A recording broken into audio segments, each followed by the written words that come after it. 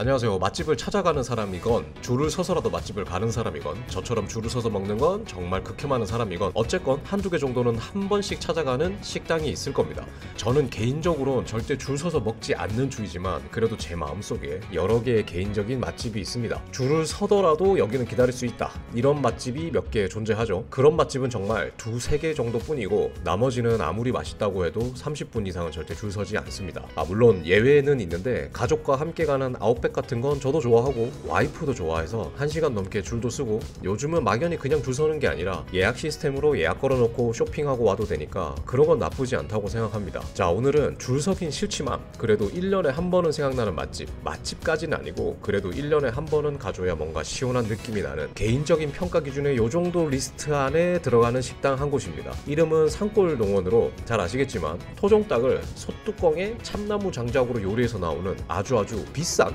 음식입니다. 닭볶음탕이 비싸봐야 얼마나 비싸냐 하시겠지만 무려 한 마리 가격이 8만원입니다. 한 마리 가격이 무려 8만원이나 합니다. 네. 전에는 이보단 저렴했는데 물가 상승을 반영해서 비싸진 게 아닌가 싶고요. 비싼 건 맞습니다. 성인 남자 3명이 한 마리를 시키고 밥 먹고 라면 사리 추가하고 음료수까지 먹으면 4만원 전후는 나오는 가격이 나오는 식당입니다. 자, 4만원으로 뭘 먹을 수 있는지 생각해보면 사실 발이 잘 떨어지지 않는 곳이지만 개인적으로 말씀드렸다시피 1년에 한 번 정도는 가볼만 하다 이런 느낌의 식당입니다. 저도 1년에 2번 갈 생각은 전혀 없습니다. 1인에 4만원이면 먹을 수 있는 게 세상에 너무나 많죠. 그리고 맛도 약간 심심합니다. 이건 좀 이따 설명하고 일단 저는 맛있게 먹기 위해서 오늘도 자전거를 타고 식당까지 갑니다. 차를 타고 가면 큰 문제는 없는데 자전거를 타고 가면 무조건 타고 어필을 먹어야 합니다. 넘어야 됩니다. 실컷 먹고 이제 복귀하나 싶은데 유명산을 넘어야 하죠. 유명산이 짧은 산도 아니고 오늘은 팔당에서 출발해서 벚곡에 서곡에 주민산을 넘어 닭볶음탕을 먹고 다시 유명산을 넘고 다운힐에서 팔당으로 돌아오는 코스입니다.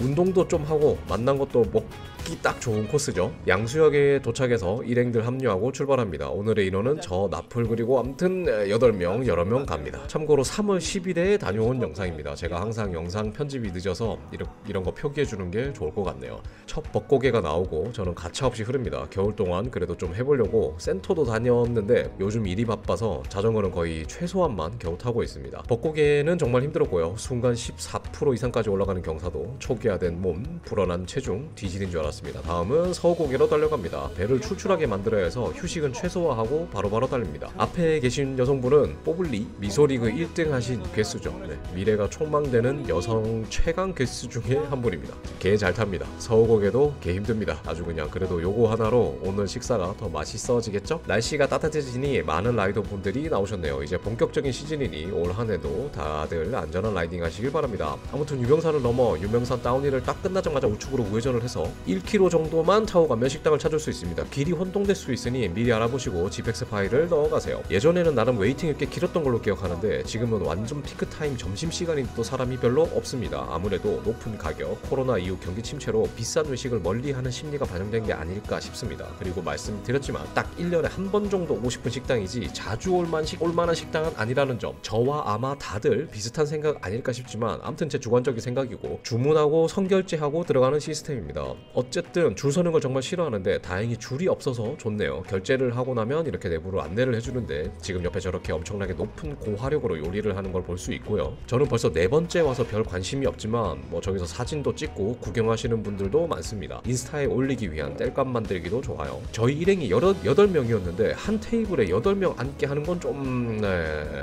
4명씩 앉게 해달라 했는데 한 테이블에 8명이라니 앉지 못할 건 아니지만 테이블 전체를 쓰지 못합니다. 나중에 보시면 아시겠지만 한쪽으로 소뚜껑이 통째로 옆으로 오게 되는데 자리가 좁아지거든요. 남자 7명에 여성 1명인데 한 테이블 솔직히 좀 좁았습니다. 조리하는데 시간이 꽤 걸립니다. 거의 한 20분 정도 걸린 걸로 기억하고요. 이렇게 조리대를 통째로 끌고 옵니다. 혹시 모르니 어린 자녀가 있으신 분들은 애들 단속 잘 하셔야 됩니다. 큰일 납니다. 이게 2마리입니다. 토종닭이기 때문에 닭 자체는 크고 양도 많긴 합니다. 화력이 높아서 가까이 앉은 사람은 덥고 가까이 앉은 사람이 약간의 서빙 같은 일도 해야 됩니다. 이렇게 가까이 앉은 사람이 서빙 알바를 좀 해야 먹기 수월합니다. 라면 사리를 넣고 화력 체력 때문에 라면이 금방 익어서 라면을 먼저 먹습니다.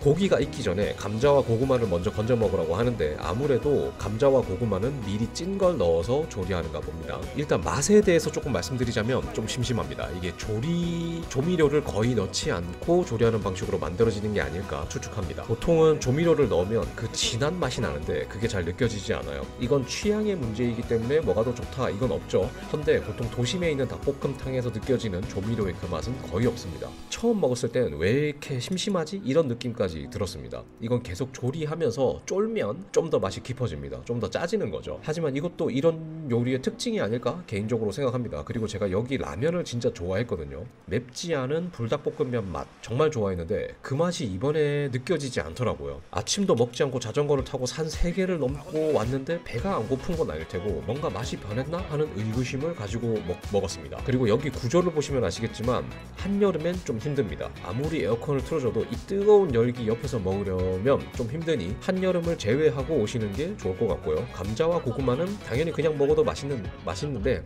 뭐 이 양념이 배어 있으니 당연히 더 맛있고요. 어쩌면 닭보다 감자와 고구마가 더 맛있는 게 아닐까 하는 생각도 듭니다. 라면 진짜 최고였는데 작년 그리고 재작년에도 먹었던 그 라면 맛이 안 나서 개인적으로는 아쉬웠는데 라면을 너무 일찍 넣은 게 문제 아닐까 싶어요. 국물이 좀 쫄고 난 뒤에 라면을 넣었어야 했나 하는 의심이 됩니다. 작년엔 후반에 라면을 넣었던 걸로 기억합니다. 네, 정말 맵지 않은 불닭볶음면 맛이었어요. 이 맛을 그대로 불닭볶음면으로 만들었구나 하는 맛이었습니다. 어느 정도 익으면 고기를 먹으면 되는데요. 닭이 토종닭 같은 거라서 완전 큽니다. 만약 여러분 중에 교촌치킨에 작은 닭조차도 다시 잘라 튀기는 그런 치킨을 주로 드셨다면 여기 닭다리는 정말 어마무시하게 큽니다. 닭맛은 그냥 정말 닭맛입니다. 그냥 닭볶음탕의 닭맛. 그렇습니다. 네, 괜찮아요. 1년에 한 번은 생각나는 딱 그 맛 정도입니다. 국물이 쫄수록 국물 맛이 진해지는데요. 네, 근데 아무리 국물 맛이 진해져도 일반 시내 음식점에서 조미료 넣은 그 맛까지는 나지 않습니다. 네, 마지막으로 볶음밥으로 마무리를 하는데요. 볶음밥은 직원분께서 정성스럽게 소뚜껑에 볶아주십니다. 볶음밥 모양은 곰돌인가요? 네, 다른 것들은 하트를 많이 하는데 여기는 곰돌이 같은 캐릭터 모양으로 마무리를 해주시고요. 자, 밥 다 먹고 이제 끝. 네, 유명산을 넘어서 평지 25km 정도 더 타고 집으로 돌아가면 됩니다. 네, 세상에서 제일 맛있는 닭볶음탕. 네, 역시 자전거를 타고 배를 허기지게 만든 다음에 먹는 닭볶음탕이 아닐까 싶습니다. 여기가 뭐 대단한 맛집이라든지 가성비가 좋다든지 이런 건 절대 아닙니다. 네, 누군가는 와 이걸 이 돈 내고 먹어? 이럴 수도 있습니다. 그래도 한 번은 뭐 와볼만 하다 이런 생각이 드는 곳 아닐까 싶습니다. 이제 저희는 유명산 어필을 넘어서 집에 가야 돼요. 유명산은 이 방향만 해도 거의 4.8km 정도 되는 어필일 거예요. 이 식당을 자전거 타고 오시게 되면 제일 큰 문제가 바로 이겁니다. 먹고 바로 어필을 넘어야 한다는 거. 이 방향으로 유명산을 넘지 않으면 엄청나게 멀리 돌아가야 됩니다. 그럴 바에 그냥 유명산 넘는 게 정신건강에 좋다고 생각합니다. 즉 너무 많이 먹으면 진짜 올라가면서 토할지도 모르니까 적당히 드시고 복귀하시면 됩니다.